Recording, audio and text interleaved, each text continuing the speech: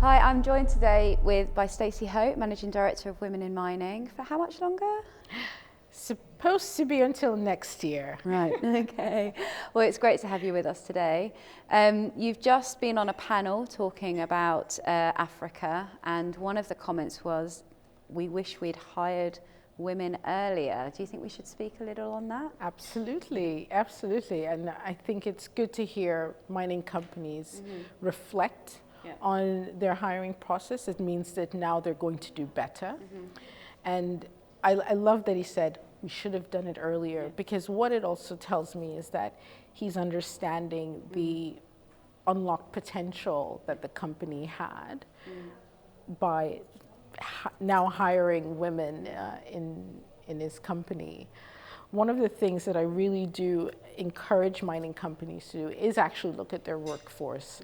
And we were talking about the continent of Africa, where 49 or 50% of the population is actually women.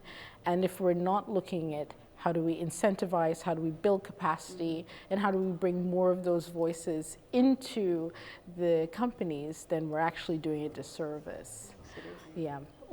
I think one of my favorite examples is Resolute in Mali, where the country didn't actually allow women on mine sites.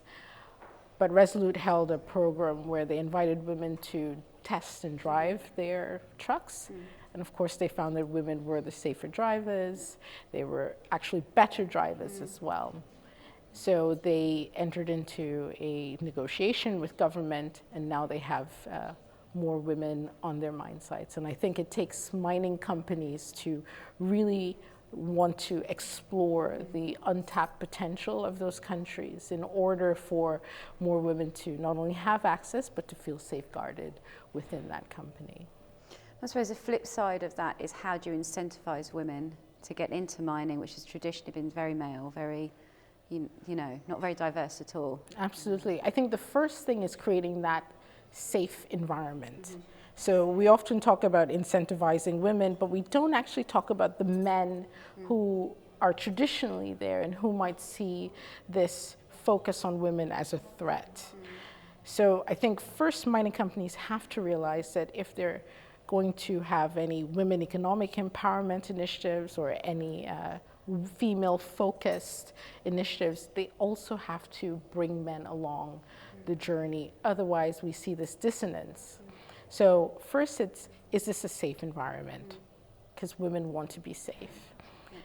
Are we going to have actual opportunities, or will we be expected to do the brunt work? Are we still going to be the burden workers in society?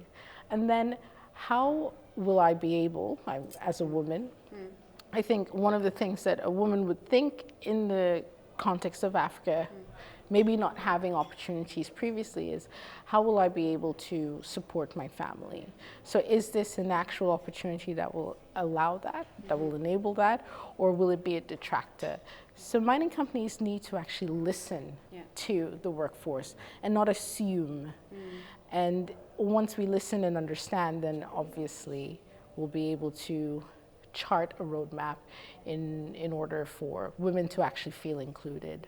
But safeguarding is very important, because many programs, be it mining or infrastructure, when you have female-focused projects where women weren't engaged prior, you tend to see things such as increase in gender-based violence, which is detrimental to society. Yeah, okay. Well, thank you, Stacey. You're welcome.